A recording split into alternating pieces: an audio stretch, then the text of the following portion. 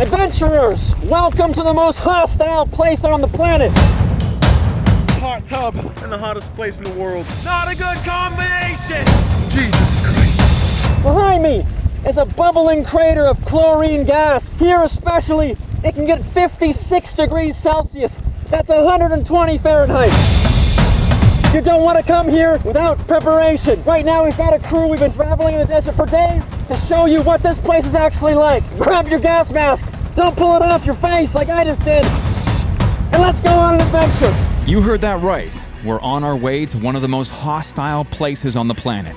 The hottest place on Earth, actually. 10 degrees hotter on average than Death Valley in the United States. And yeah, we'll be surrounded by boiling puddles of acid, active volcanoes, lava lakes, chlorine gas, and blood-sucking bugs.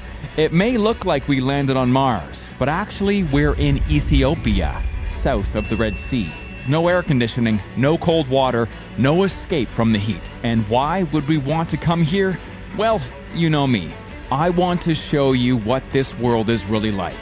And exploring remote corners of the planet is my specialty. The Danakil Depression is located between 3 tectonic plates, all separating themselves from each other. The Earth here is literally pulling itself apart and trying to form a new continent, and we can witness that here in person. But first, we gotta drive there. Team! I'm the same color as my shirt.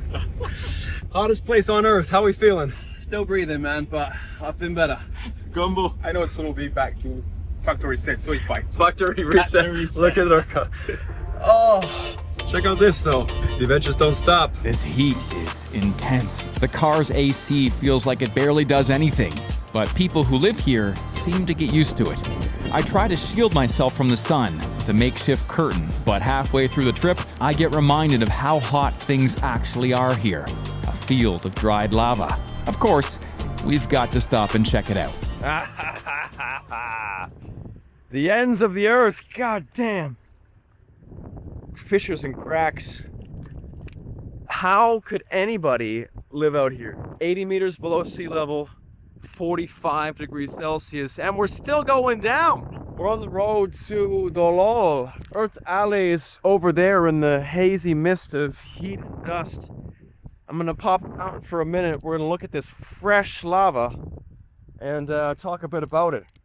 I mean, in terms of rocks, it's pretty fresh. I'm guessing just in the past 100 years or something, you could see the fissures. And one thing that's really interesting is, in my opinion, these rocks, they look kind of like cow dung, don't they? And look how this is completely cracked and fallen.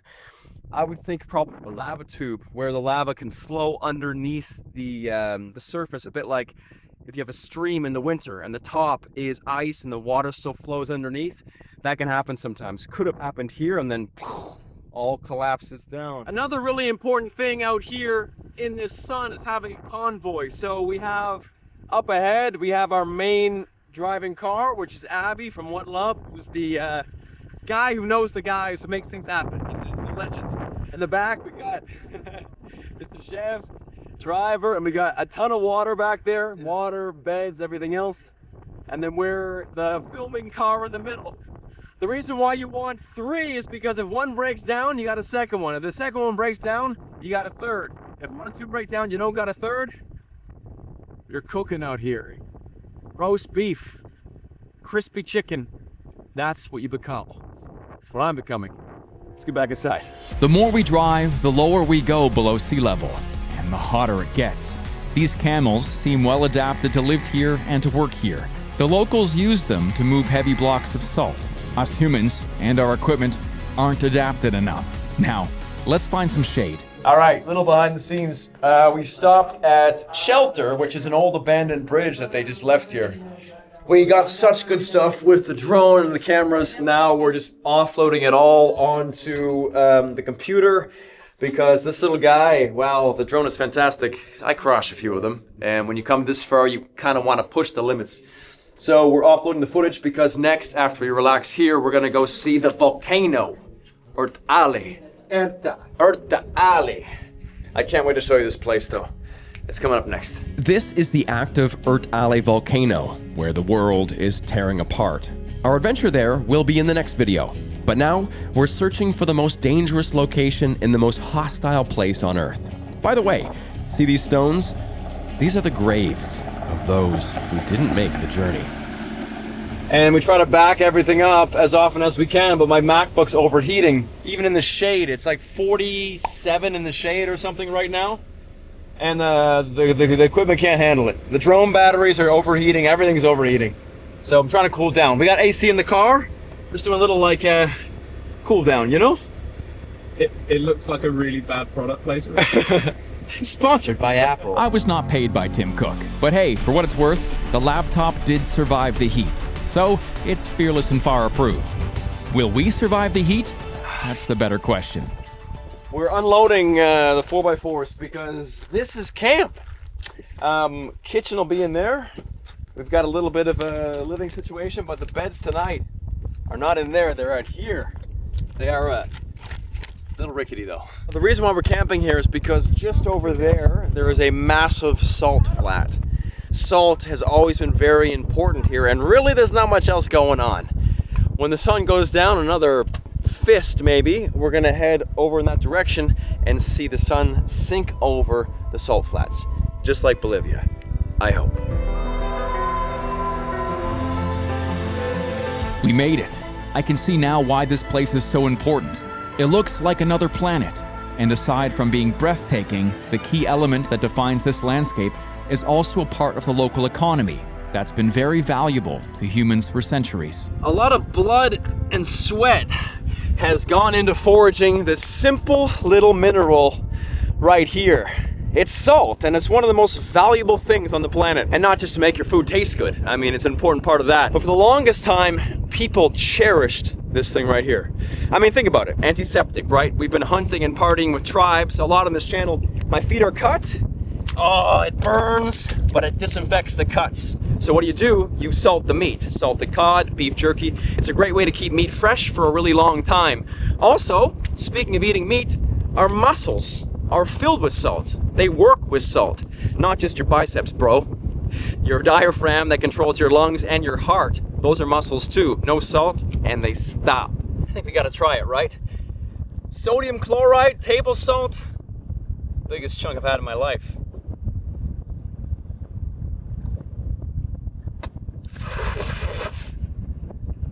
It's so salty it numbs your tongue. I'm not sure if you've seen the magic moment here at a salt flat. It's just about to happen. We gotta go right over there and you'll see the reflection of the sun into the salt water. Let's go, quick.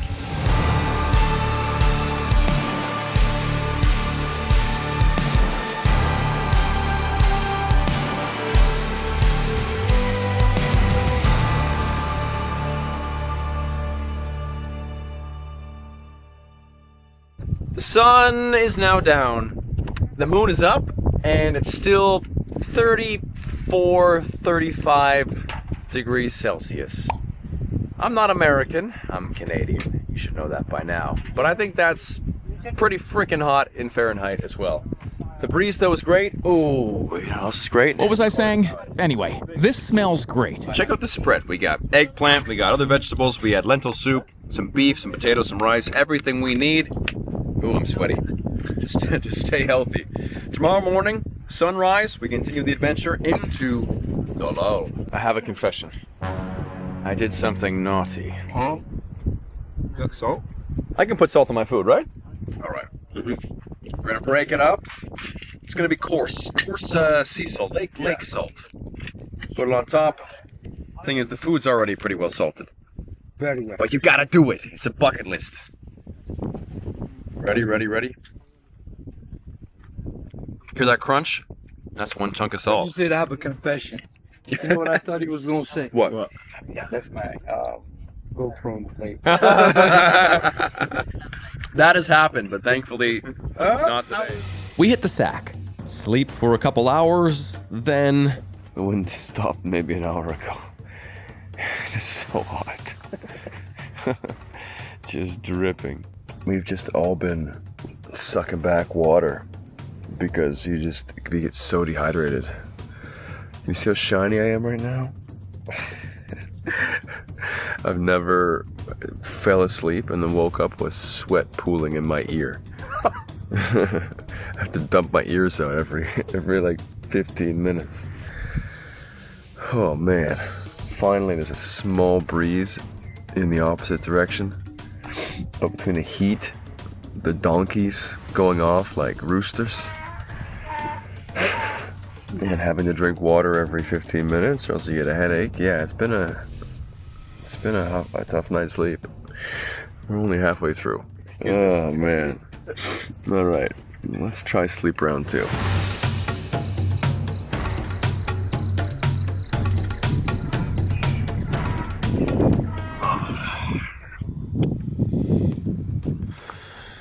Yikes. Oh. Probably 5 hours of sleep, 4 hours of sleep, with a 3-hour sweaty intermission plus 1 last hour sleep. You can see some of the other guys, our scouts and our convoy, everyone's still sleeping, enjoying the morning breeze, because there was a good 4-hour period with no breeze. And in a place like this, you gotta have that to exist. However, chef's up early. It's breakfast time. We're talking about how well we all slept last night. And Abby was saying you need imagination. Why, Abby? Well, you got to have imagination, otherwise you won't fall asleep. Because the imagination will take you into the sleep mode. So then that way you'll be able to, how you say it in English? Yeah, you'll be able to say, to be content with yourself. Okay, I'm going to sleep tomorrow. I'm going to sleep for the next few years. I slept all these years before. So I can make it tonight, and I will pretend to be sleeping. And I'm dreaming. I was actually dreaming of a cold, like how nice a cold shower is going to be in a couple of days. Yesterday. I was dreaming about everything. Everything. Dreaming about all the good things. The good night's sleep last night and the good night's sleep you're going to have when you leave this place. That was the hottest I've ever been sleeping. I've never been that hot. In my entire 37 years of life, I've never been that hot sleeping before. When the wind shifted, it was great when the wind was going, but that 1 o'clock when the wind started to shift, oh, sweat box, man. So it makes you appreciate all the cold weather in Canada. Yeah. It will make you appreciate all the cold wind weather in Addis. Oh, I know. So you say, oh, how grateful I am. I missed that rain in Addis already. Yeah, so, it's good to have a positive attitude when you come out here. You know what? There is always not an easy day like yesterday. Let's do it. It's a potash facility. Potash is a really important part of fertilizer. It's been out of commission since COVID and also the Civil War that just recently stopped here. They were taking the water from Dallol and basically ruining the attraction. The rainbow water was getting sucked out and used for, again, a component of fertilizer by various international companies. It's now abandoned, thank God. We're still trying to figure out whether or not Dallol is as colorful as it used to be. It's been a while since they left it there for safety reasons. But we're hoping today when we do head there, we'll see what we want to see. And if you haven't seen a photo of this place, it's a rainbow. No time to waste. We get back in the car before the sun and the thermometer starts to rise. We drive over the salt flats for a few miles. Skeletons pointing out why we shouldn't be here. Most hostile place on the planet. Let me show you why. Any guesses? Look at the teeth, man. It's a camel skeleton. It was a big one. Oh yeah, look, you can even see the hooves and the pads here. Camels are extremely well adapted to life in the desert. But out here, this is a desert like no other. Hottest place on the planet. So even your long legs and your water-carrying hump, it's not enough. You end up like this, on the side of a road.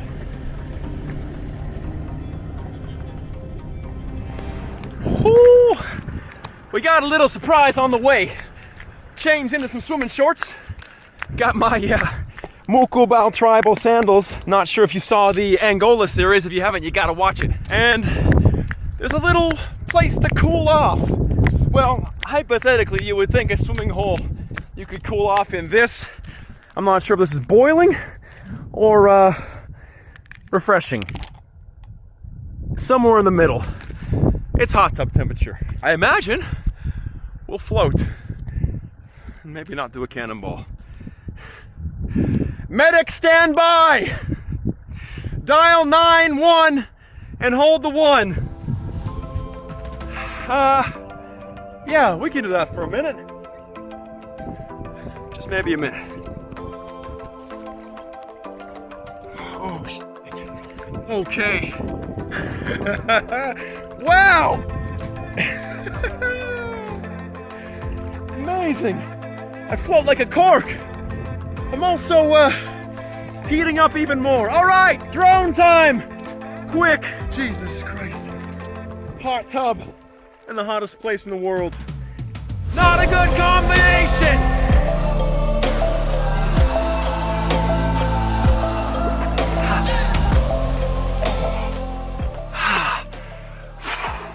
Not recommended.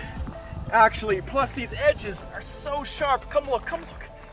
Again, salt makes magnificent patterns, but goddamn, it's like a razor blade. Also, so salty. Oh, it's not even refreshing. This water is even hotter than the pool.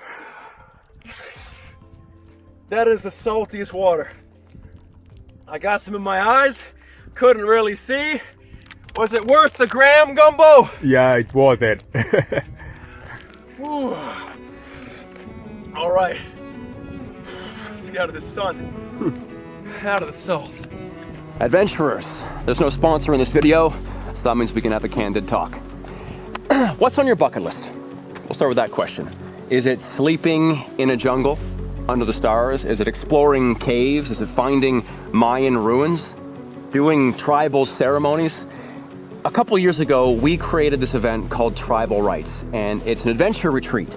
And what we do there, I get so lit up about, because the testimonials we've had from people and how their lives have changed my life. I'm so present and in the moment. I feel fearless. Walking away from this experience, I will be more confident, courageous. If there's fear involved, I'm gonna probably do it now. I mean, I didn't come with a lot of expectations, but it exploded. All the experiences, it's so amazing and so fun and adventurous, but also safe and with all these wonderful people. I would recommend this retreat for somebody who is stuck on autopilot, just doing the same thing every day, but always wants to change, but they are too scared to change, because that's how I was. And I loved every second of it. If you're on the fence, just jump. It's nice on the other side of the fence. The amount of activities and the diversity of experiences and the fun and the challenges that you go through together as a tribe, it gives me, I literally have goosebumps right now. I love these events so much. We have 2 coming up on the calendar right now. This October 2025 in Costa Rica, where we'll be in the pure jungle. And the other one in March 2026, it'll be an ayahuasca ceremony deep in the Mayan heartland. They're gonna be sick. I'm gonna be there. I've got a whole supportive team of people there who'll be there too, and I'd love to see you there. If you're ready to change your life and make that big leap and claim the bold, adventurous life you deserve, come to Tribal Rites, and I guarantee your life will change forever. Now, back to the most hostile place on Earth. We're getting close now to the poison pools of Dallol, but first we have to drive through a miraculous place that was created in a way you wouldn't expect. Oh, look at this place. Incredible. Let's explore. It looks a lot like what you see in Cappadocia, the fairy chimneys, they call them, like that one. Look at that thing, spectacular. But it's similar but different. The shapes and how they were created, very similar. Erosion over time, wind and weather just slowly carving away at these cliffs. Mother Nature is the best sculpture. I don't know if you could tell, but in Cappadocia, for example, it's ash. It's a rock called tuff, T-U-F-F, and it's compressed volcanic ash. It's very brittle, almost like a sandstone, but even more soft. This, however, is like the teeth of a jaguar. Super sharp, and as you can guess, It's all salt. It's a good building material if there's nothing out here, like in the Danakil Depression, but also very, very hostile, like this entire area. Soothing, right? Oh, that sun is vicious.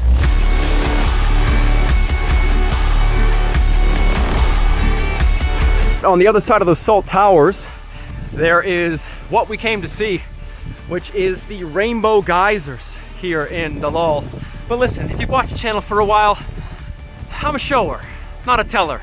So, let's kick it.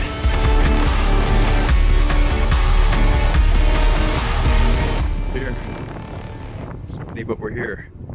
You are now at one of the lowest places on Earth, 125 meters below sea level. Dallol, Afar, Ethiopia, land of origins. Just up there is the most famous site here in Dallol. Dallol means the land of colors, and about to show you why. Should be about a 15-minute hike. The smell of sulfur is in the air. That's rotten eggs if you haven't smelled it before. Also, this terrain. We talked about this being one of the most hostile places on Earth. Not just the temperature, but look, a little cut on my ankle because all of these are like serrated daggers.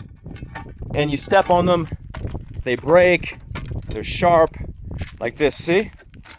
So you'll be walking on top of this, it'll break like it's broken ice, except for ice doesn't cut you like a jagged razor blade. Look at that.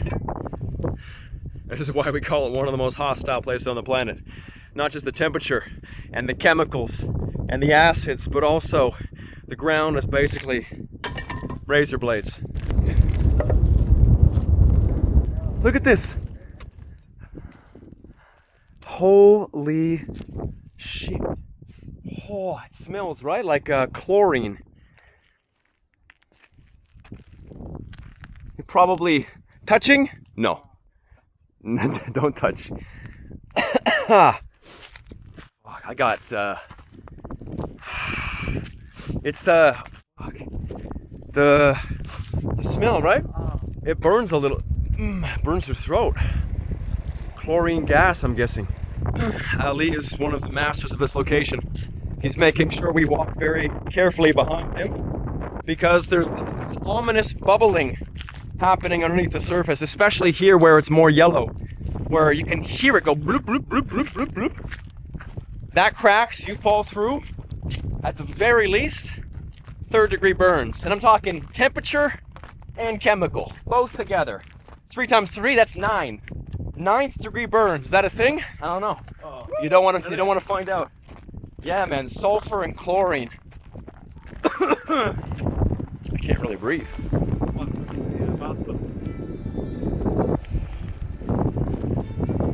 Yeah, man, this is gas mask territory. I didn't think we'd need these so soon, but yeah, the chemicals in the air really burn. Maybe with this, get a breath of fresh air. Oh.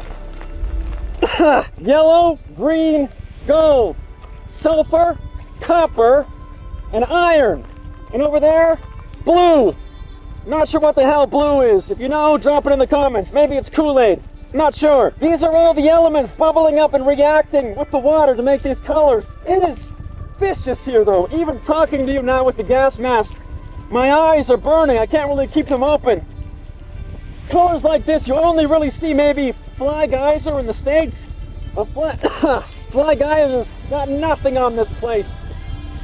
What a spectacular rainbow of color, right? It seems almost unreal. I'd be really struggling without this mask. Ain't no joke. As soon as we rocked up just there, I was getting lightheaded already.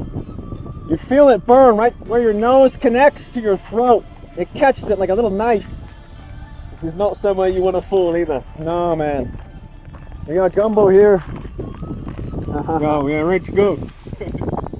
Let me just get a little closer. Oh, watch your step. All these small little vents here. And you hear the bubbling. It's almost a blue color. I've never really seen that before. What a spectacular rainbow, right?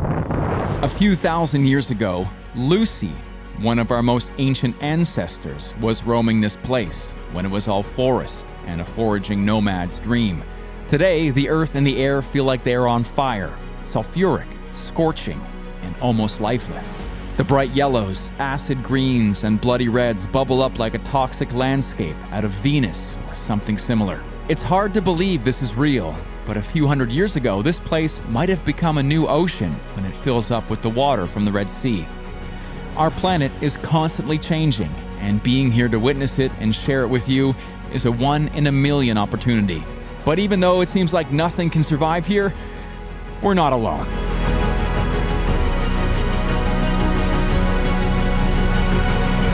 Oh, man. Fuck. Look at this. As if this environment wasn't harsh enough. There's these orange biting bugs, the same color as the iron here, that bite you. Oh, shit. Worse than a mosquito. Ah, he's in the acid now. Oh, there he is. Look. They suck your blood. Don't even know how they live out here. But hey, even in the harshest environment in the world, there's still insects that try to suck the fluids out of you. All right. I think it's about time, yeah? Let's head back.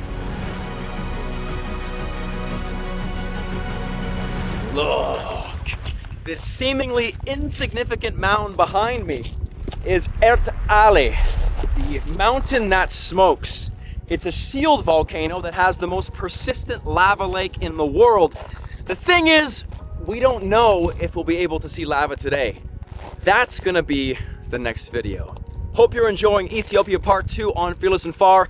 There's a whole crew that made this happen. Their names are in the description, and you, welcome to the most adventurous channel on YouTube. Next video, we're going up. Don't miss it.